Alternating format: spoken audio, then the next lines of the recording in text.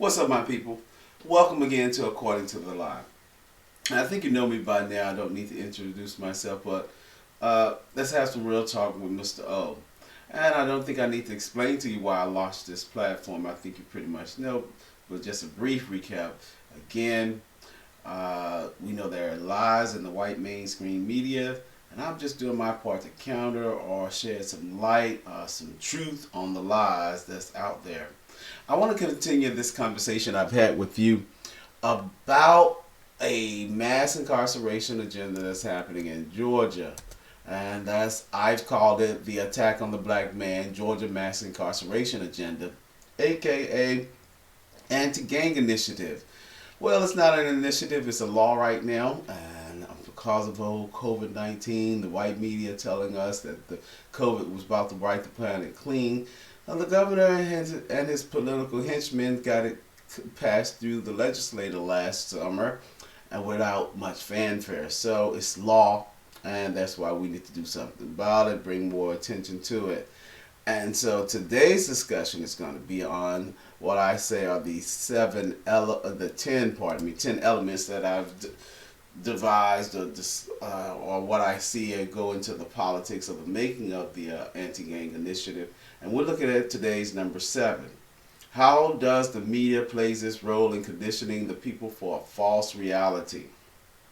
That's their main goal. I've said it so many times that the main function of the white media is to lead us away from the truth, quite frankly, into lies. What is confusion? Confusion is lies, that we look to it for clarity, which it will never give, only to continuously lead us into another of so many other paymasters' plans. That's another discussion. I'm not going to get into that, but that's where we are today. And so with that being said, because I am going to be citing the media, those both broadcast and print with that C in the middle of a circle, I thought I would go ahead and share with you the fair use. The fair use is a disclaimer under the Copyright Act of 1976 that allows for fair use of those nice little copyrighted materials, both broadcast and print. And based on my research, I'm going to have some comments. I'm going to have some criticism. I'm going to be pointing out some things that's going on that's not really being pointed out or should be pointed out by others. But here's my part and here's my role in it all. So with enough of that being said, let's get right into what we're all about here. I like to tell you, welcome to class. Let's get into that discussion. So let's talk gangs. Let's talk about those gangs, family. Let's go down memory lane, because that's what the media banks on you doing, forgetting. Let me clean off my whiteboard. Forgetting what was going on a year ago. Well, a year ago we were being bombarded with, we were being blasted with a never-ending, relentless reporting of gangs. Gangs. There was an invasion of gangs. But that invasion of gang lacked validity. And why do I say it lacked validity? Is because, I've said it in earlier writings, in the earlier parts of this broadcast, that I've lived in a city that's been proliferated with gangs, Sacramento, California. And in that city, back in the 90s, you saw gang, graffiti, paraphernalia, everywhere. Anywhere you went, it was there. You would see it. You would know it. You didn't have to wait till you got home and saw it only on Channel 2 News. And often that graffiti and those bandanas and those tattoos, they had a message. And they were very vocal and bold about it. They wasn't covering that stuff up. Unfortunately, it seemed like California never did come up with an anti-gang initiative, but they seemed to got a handle on the gang problem out there. That's not to say it's all gone, but they have gotten a handle on the gang situation out there. I'll go out, in case I'm in error, I'll go back and check on that and do some research about it later. Let's see what's going on. But yeah, they seem to got some kind of handle on it. Again, We're not saying that there's no such thing as gangs. Don't misinterpret any of this kind of reporting that I'm doing with you today and this conversation I'm sharing with you, that there is no such thing as gang. There's no way I would ever say that, and I don't mean belittle or diminish the pain and suffering by people who have been the victim of gang violence and orchestrated gang violence of such. Again, I believe those people deserve capital punishment. I'm saying that from the start. But it lacks validity. So, let's go down memory lane one more time. What did we see last summer and a year ago and a little bit back to about 2018, 2019? Let me pull this nice little video up for you so we can see what we were actually watching. Okay, let me clean off my whiteboard, family, and bring this up for you. I want to share this. This is what we were seeing. The count up to the great gang invasion. And it was happening. It was real. Here I want you to notice that the reporter's going to reach back and he's going to say, hey, he went inside to talk to the gang, get the gang perspective. I want to point out something very important right here, family. I want you to look at this item here. This is significant because it's going to come up later. I want to discuss it with you, but I want to point that out. We didn't catch that back then. The media is not counting on you to catch things like that back then, but this is very significant. This is called the Georgia Gang Investigation Association. It's just interestingly how someone placed that piece of paper kind of shifted up where you don't see the word association. I'm going to get into that later. Let's keep this thing moving right here. Also, we get these people talking. Let me get these people out of here. Get that arrow out of there. I want to get something else in there.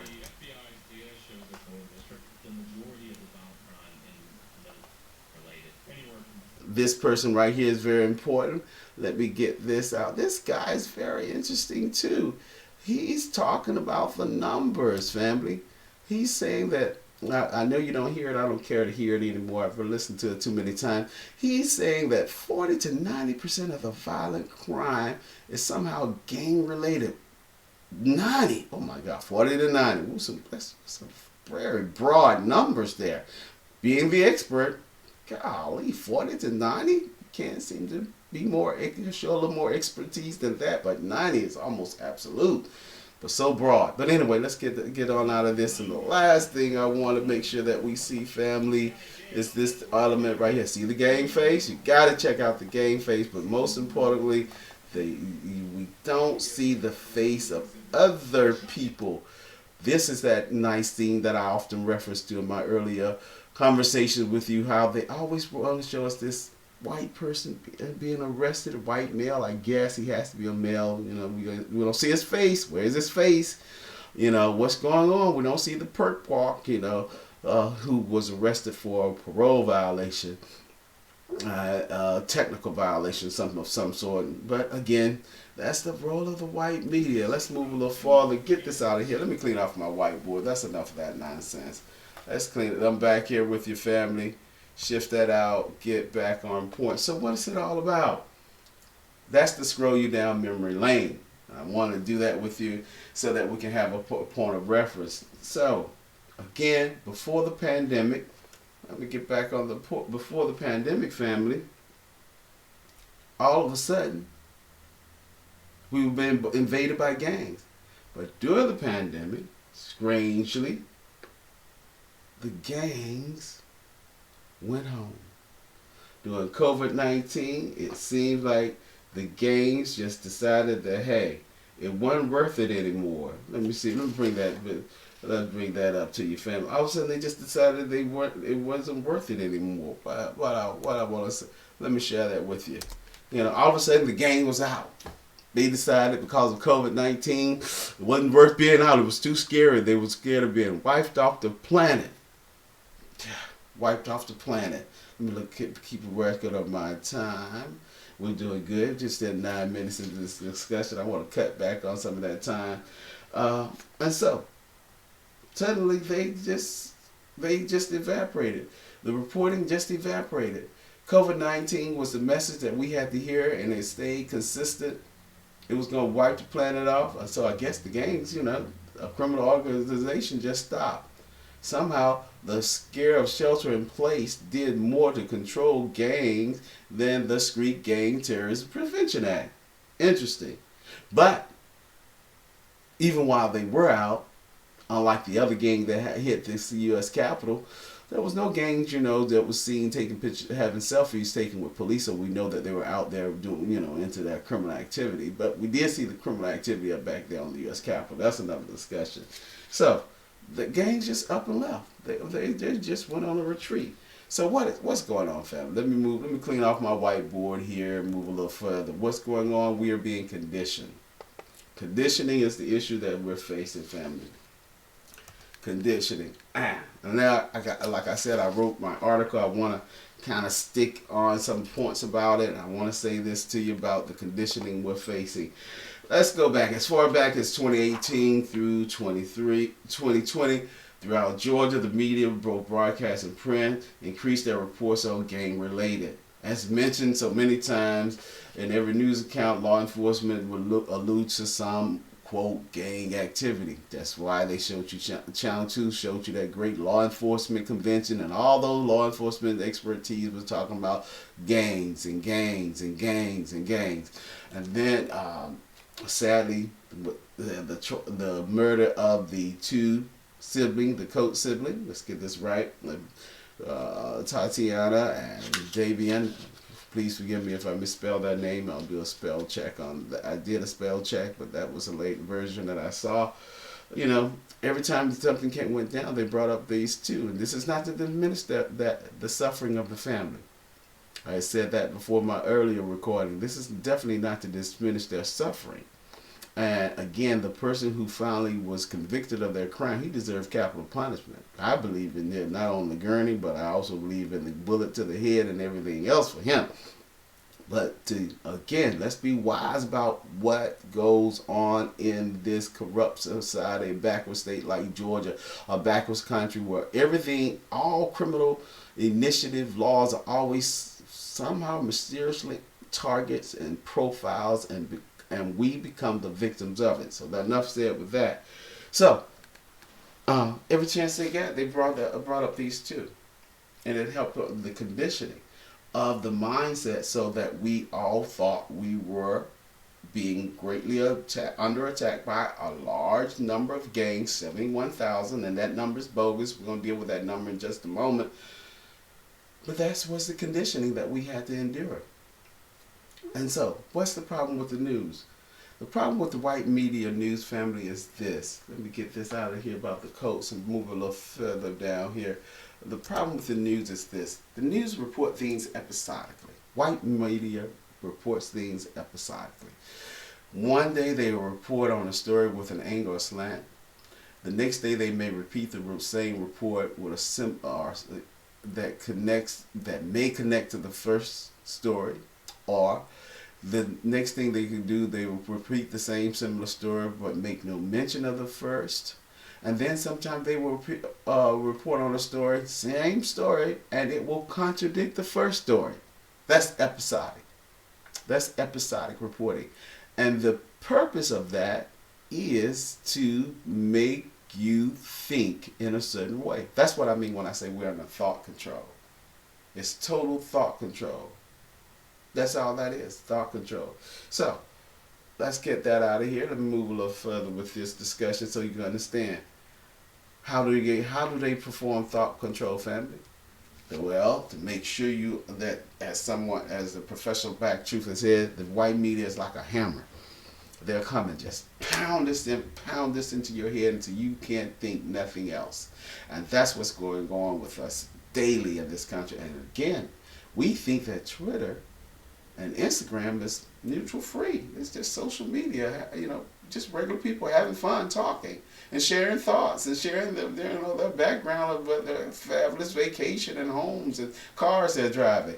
And then that nice little message come in through that thought control Obama's type, the Baracko type, then that thought control comes in through that Bill Gates type, Bill Gates is behind a lot of thought control in this country.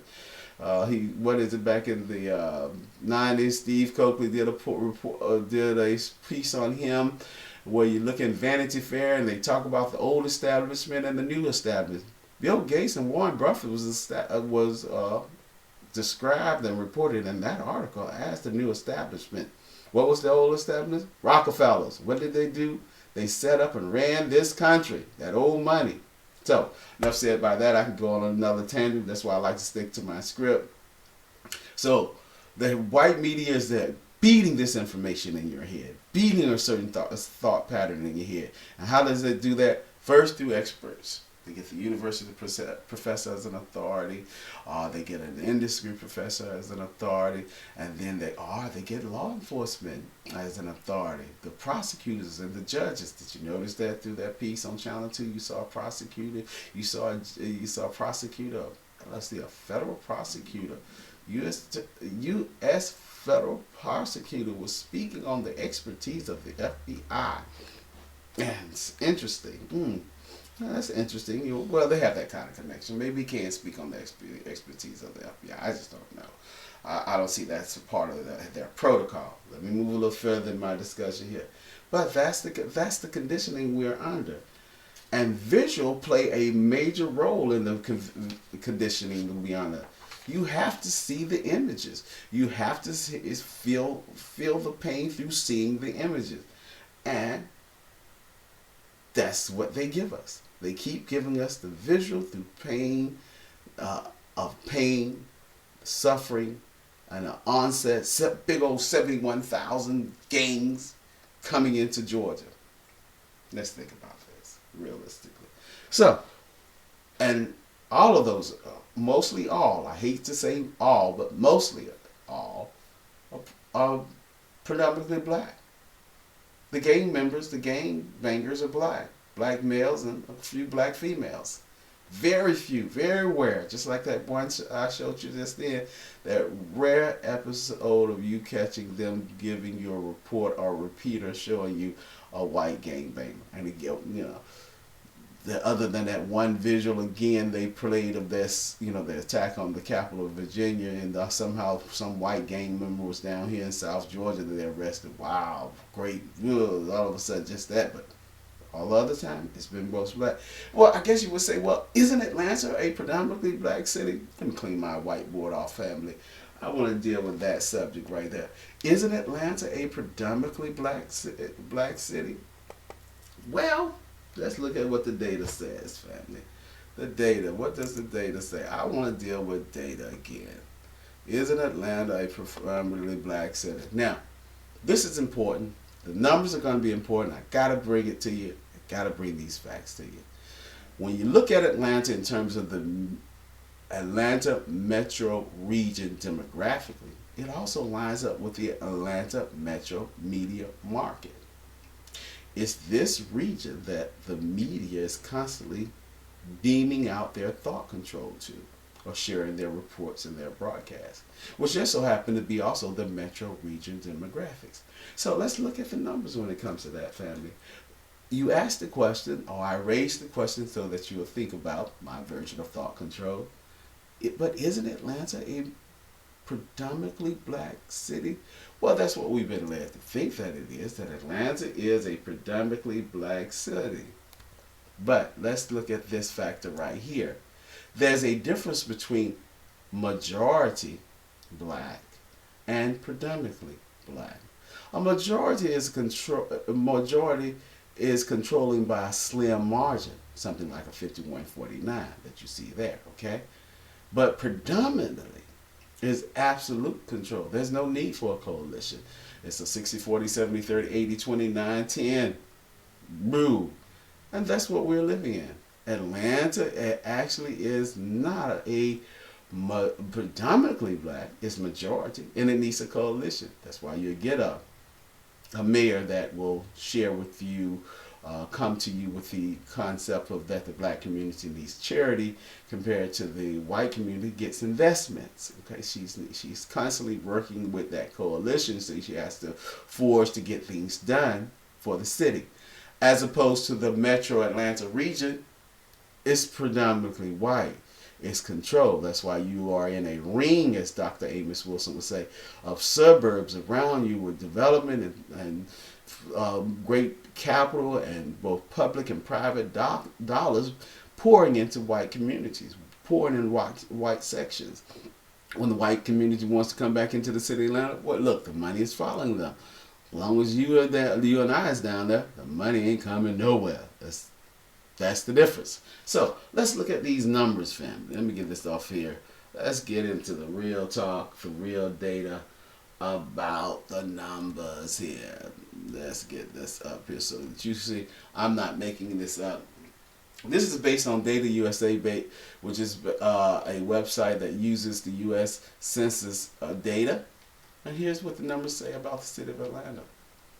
Atlanta, again, I'm breaking it down. Again, remember, we're talking about the Atlanta metro region as well as we're talking about the Atlanta metro media market region. Okay, black versus white. The city of Atlanta, we're talking about 252,000 blacks to 189,000 whites. Fulton County is 454,000 blacks to 414,000. These are estimate numbers. They're a little higher. I couldn't put all the numbers there that made it look too crazy, and it just didn't work.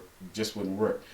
Let's go on. DeKalb, 401,000 blacks to 221,000 whites. Okay, I'm not going to go through all the numbers. I want you to see them there. Let's bring up the next section. After we see Clayton, Gwinnett, Coweta, Douglas, Cobb. Now let's look at Hall, Rockdale, Henry, Spalding, Fayette, Paulding, and Cherokee. That's the data. That's how the numbers break down. This is what it really looks like. And so what is the data actually saying to us? I'm going to put this back in front of you real good, family. I got to do it for you.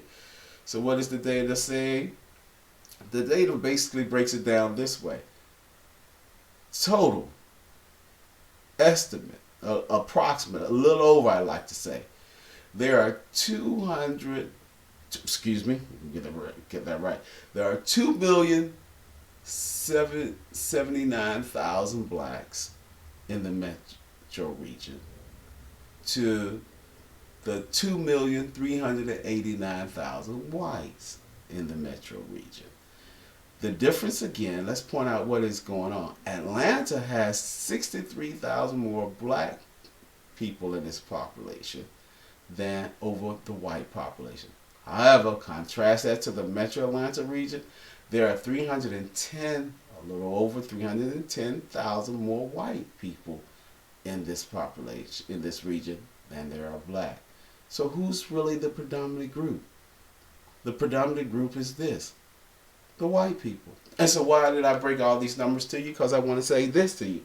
What we should be seeing coming out of the white corporate media is for every crime report, we should be seeing numbers that match that. Not for every one crime committed by a white person, you see 4 crimes, 46 crimes committed by black people. It's supposed to be in the reverse based on that FBI data that I shared with you last time. Based on that FBI data, what we really should be seeing is for every crime reportedly committed by a black person, we ought to be seeing 4 to 6 crimes committed by white people, because those are the real numbers. But no, the white media is not going to give you that. So let me get a little further into my discussion. I really want to wrap this up real fast. So that's the data. I want to keep that data up there as long as I possibly can, but I can't. I need to move on. I want it to be concrete in your mind. Let me take this off the whiteboard. And so let me say this for the last time on that. So what are we talking about? What is the difference between this and this? What's the difference between majority versus predominant? It's obvious. Data speaks for itself. It's a predominantly white region, and they are controlling it as such. End of discussion. Let's get to the bogus numbers. Let me get this. Let me clean off my whiteboard, family. That's enough said about that. Clean off the whiteboard. Let's get into that number about that 71,000. I gotta play the number about the 71,000. This is how they deal it to his family. It's a counter.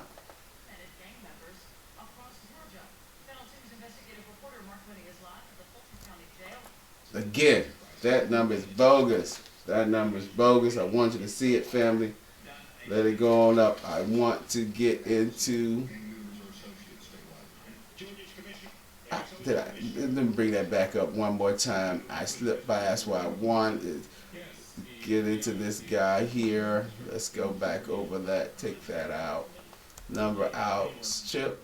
Just I want to play that over again, family. I'm going to start it up again. Bring it back to you like this. Because I want to make that stop. I see what it does. It always does that to me. All right, now. Bring it up. Count up of 71,000. I got to make this point right here, family. Bring it right here. This is really important. This slipped past me earlier. I have to stop it right here. And I always make this point. The bogusness. This is the source of the bogusness of the BS of that number. Where did that number come from? We need to see why is this mysteriously the word association is disappearing here. Why is it not totally put in where we can see it in its entirety? And let's move on with that. Let's go on. Pick up some speed.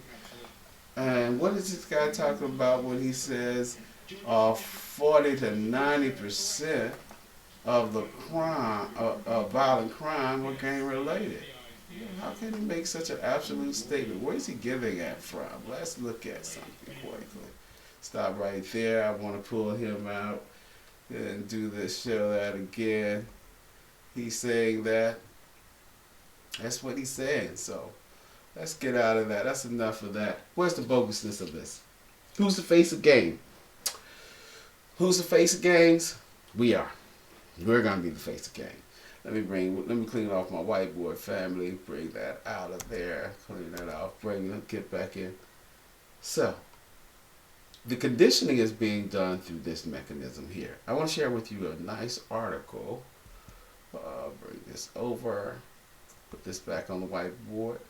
This is the old article. Goes back in time. The article is entitled How the British Used the Media for Mass Psychological Warfare. You look there, read carefully, and highlight it. I know the secret of making the average American believe anything I want him to. Just let me control television. You put something on the television and it becomes reality. If the world outside the TV set contradicts the images, people start trying to change the world to make it like the TV set images. This is where I get and share with you the concept of thought control. You and I, based on that television, as Professor Black Truth like to say, pounding that information in your head over and over and over again, you start changing your mind to believe exactly what the television is telling you to see and believe. That's what's going on, family. Let me get that out of here. Let me bring up this. I will bring up this right here. Control that over here. The problem with putting a number on gangs in Georgia. Hey, Channel 2 sister station said this back in the day. They said there was a problem with those numbers, and basically the FBI said there was a problem with it. You could not put a number on gangs. It's just impossible to be done. It's just impossible to do. And in fact, when the FBI tried to put a number on the number of gangs in the state of Texas, Texas went after them like, rodeo guys trying to pull down the ball. Okay, they was not going to accept that nonsense. So basically, this organization called the Georgia Gang Investigation Association, they took over, thanks to doing some work for their man Brian Kemp. They decided that they will put a number on the gang for you, but the number is sketchy and bogus. Why is it sketchy and bogus? I want this thing to come up. I want to stop it on, bring it on up, give it a moment. You know how my computer likes to work. You family, I'm gonna get out of this thing. Not gonna stay here too long. Because, as it'll say in this article, I'll go ahead and say it for you, they sent out a survey. That's what I mentioned in my last broadcast. They sent out surveys to law enforcement around the state and waited on the law enforcement to fill out this survey and send it back, and then they did their data based on what the survey said. The problem with that is some of the surveys never came back. Bogus statistics right there from the start, right? It's right here in this article. That's why I'm sharing it with you. And then this article go on to say you can't do the statistic based on that before I go further than that. Then this article goes on to say that, hey, we need an issue. You just can't talk about sex trafficking without talking about street gangs. They needed to create an invented enemy, and they did create an invented enemy. It's a death wish, and we are the ones they wish that were dead. And that's basically what it was, family. In this article, you see it there. So I wanted to share that with you. That's the bogusness of it. So how did this organization certainly become such a powerhouse or expert on gangs, when even the data or the methodology they used to collect that data was insufficient, not accurate? Some of them never even came back. The author of this article points that out. Let me get out of that for you can see me, family. I'm going to wrap this up real good. So what I want to know this. Georgia Gang Investigation Association created the numbers on gangs, and did the GBI use this association as the source for confirmed gang numbers in Georgia? And how could this association trump the FBI? Wow. Man, that's so go to their website. Look at how many people are part of this organization that's doing this tabulation. Just go to their website. They sent out surveys to all these law enforcement that these people brought back. Oh, they're part of the National Gang Institute too. So I guess those people were working on all this data crunching with them. Just saying, just so you know, okay. Anyway. So that's what's going on, family. This is the buffoonery and nonsense that the white media pushes our way. Now, let's get out of this. Again, out of the scare of COVID-19, the government got this all done. And we're living under this law that's really targeting and profiling. And I really believe it's a mass incarceration agenda in Georgia. Let me clean off my whiteboard. Finally, that trial came to an end. I don't even want to show this guy's picture.